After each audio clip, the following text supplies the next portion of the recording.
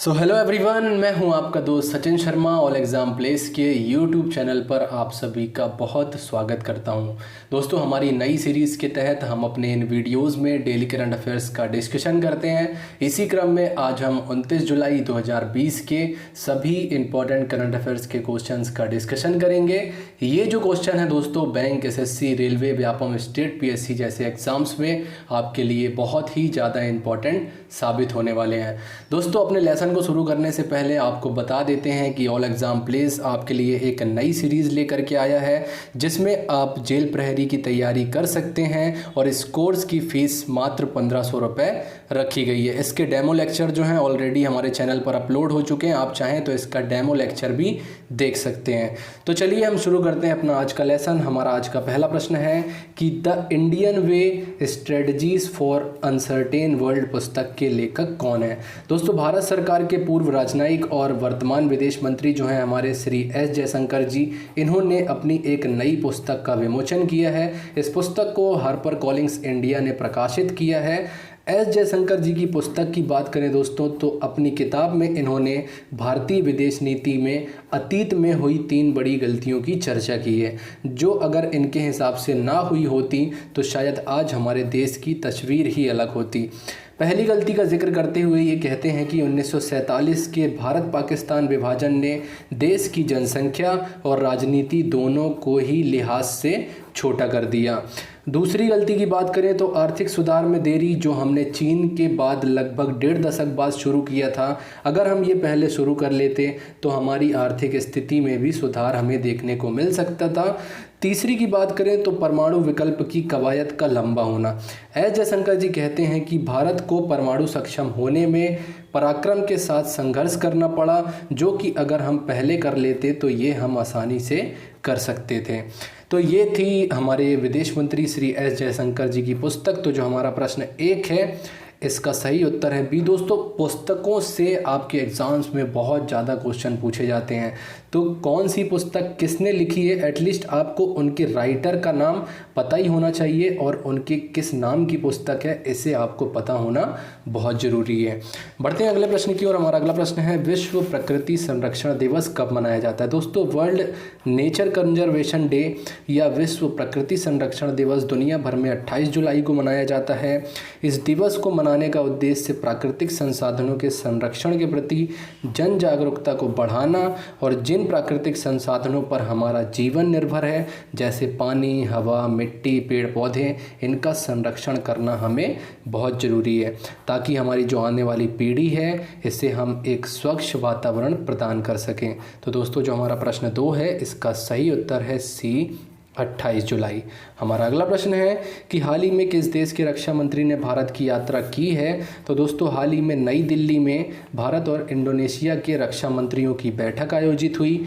इस बैठक में भारतीय प्रतिनिधि मंडल का नेतृत्व हमारे रक्षा मंत्री श्री राजनाथ सिंह ने किया, जबकि इंडोनेशिया के प्रतिनिधि मंडल का नेतृत्व रक्षा मंत्री जनरल प्रबावो सुबियांटो, जो कि इंडोनेशिया के रक्षा मंत्री हैं, इन्होंने इंडोनेशियाई प्रतिनिधि मंडल का नेतृत्व किया।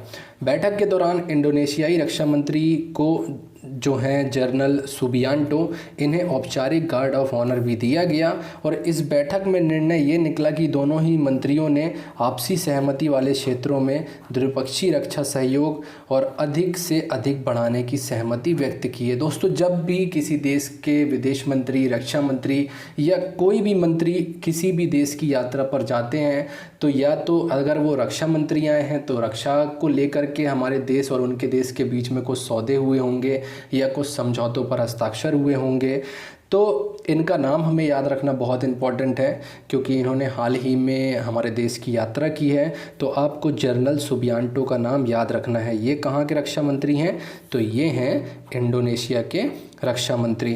कैपिटल की बात करें तो जकार्ता इंडोनेशिया की कैपिटल है। जोको विडोडो यहाँ के प्रेसिडेंट हैं। आपको क्वेश्चन में ये बताना है कि इंडोनेशिया की नई कैपिटल क्या बनने वाली है। बढ़ते हैं अगले प्रश्न की ओर। हमारा अगला प्रश्न है कि भारत को किस देश को 10 ब्रॉड गेज रेलवे इंजन प्रदान किए हैं।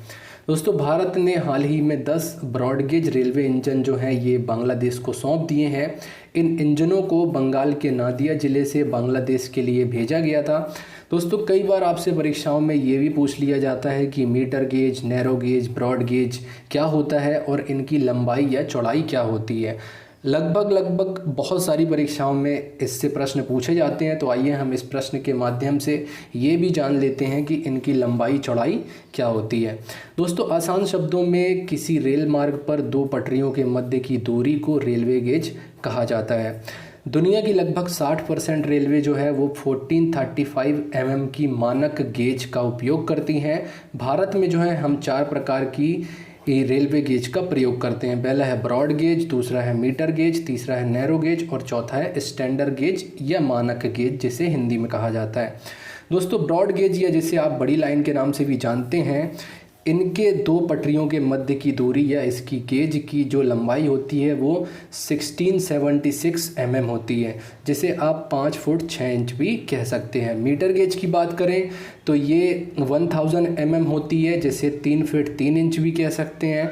और नैरो गेज जिसे छोटी लाइन भी कहते हैं, ये 762 या 2 फीट 6 इंच की होती है। स्टैंडर्ड गेज या मानक गेज जो है इसमें पटरियों के मध्य की लंबाई 1435 1435 या 4 फीट 8.5 इंच जो होती है, इसके बीच की लंबाई होती है। दोस्तों आपने जो मेट्रो रेल देखी हैं, हमारे यहाँ दिल्ली में मेट्रो रेल है, कोलकाता में मेट्रो रेल है, उत्तर प्रदेश में भी मेट्रो रेल शुरू हुई है। मेट्रो रेल जो होती है दोस्तों ये स्टैंडर्ड गेज के मानक पर कार्य करती हैं। तो हमारा जो प्रश्न है कि हाल ही में भारत ने किस देश को 10 ब्रॉड गेज रेलवे इंजन प्रदान किए हैं, तो ये हमने प्रदान किए हैं डी, बांग्लादेश को।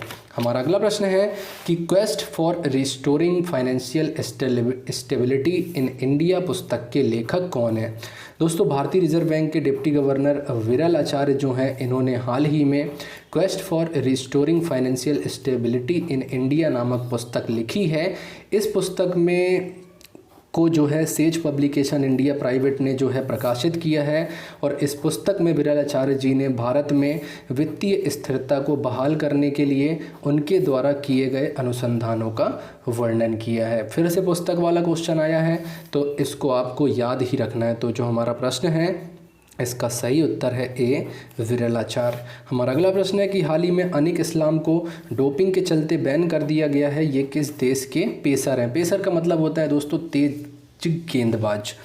तो दोस्तों बांग्लादेश के जो तेज गेंदबाज हैं अनिक इस्लाम, इनको 2018 में हुए डोप टेस्ट में फेल हो जाने के कारण बांग्लादेश का जो राष्ट्रीय क्रिकेट बोर्ड है इन्होंने 2 वर्ष के लिए प्रतिबंध कर दिया है।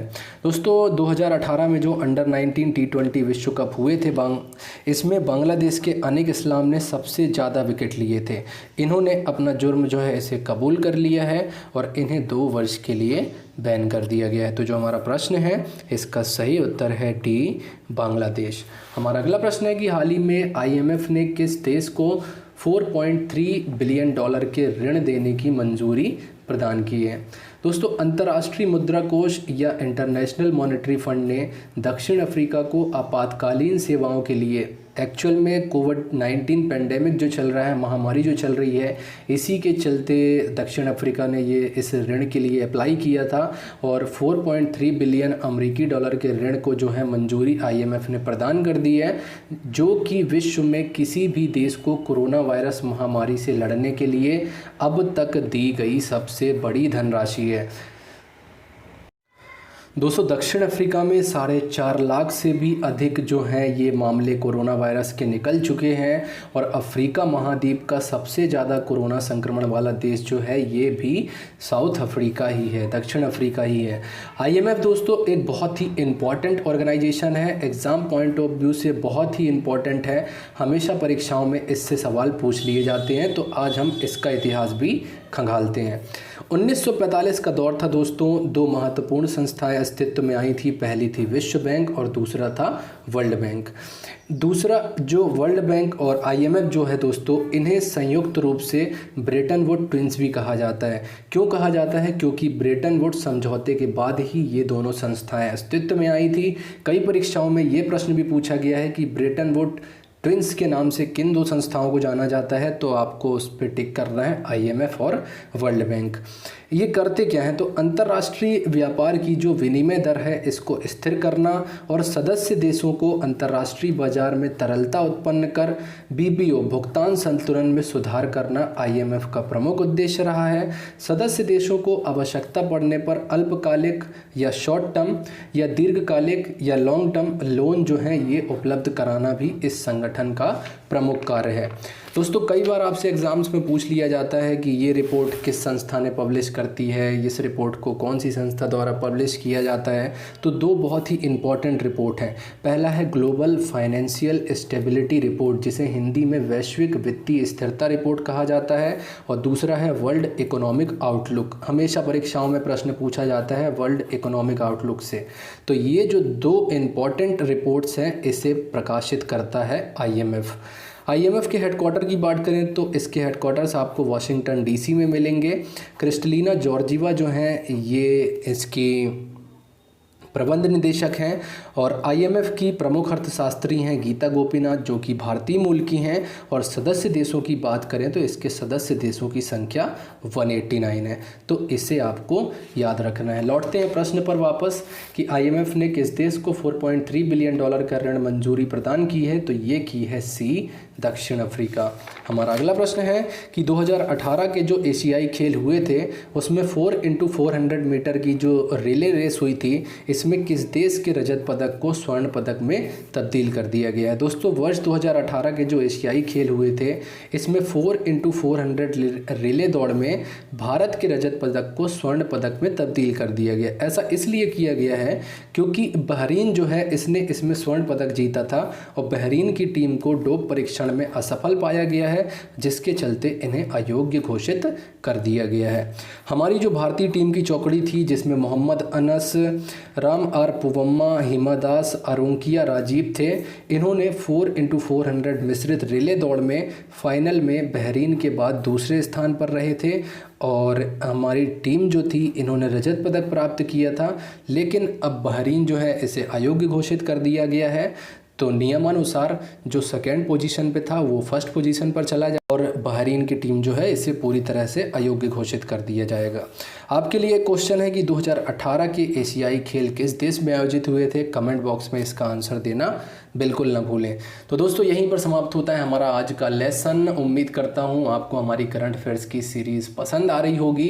आप मुझे चाहें तो इंस्टाग्राम पर भी फॉलो कर सकते हैं, और अगर आपको हमारा ये लेसन पसंद आया है तो इसे अपने दोस्तों के साथ ज़्यादा से ज़्यादा शेयर करें और अपने कीमती सुझाव हमेशा हमारे चैनल पर देते रहें। हम आपसे मिलेंगे अपने अगले वीडियो में। तब तक के लिए नमस्कार and thanks for watching this video.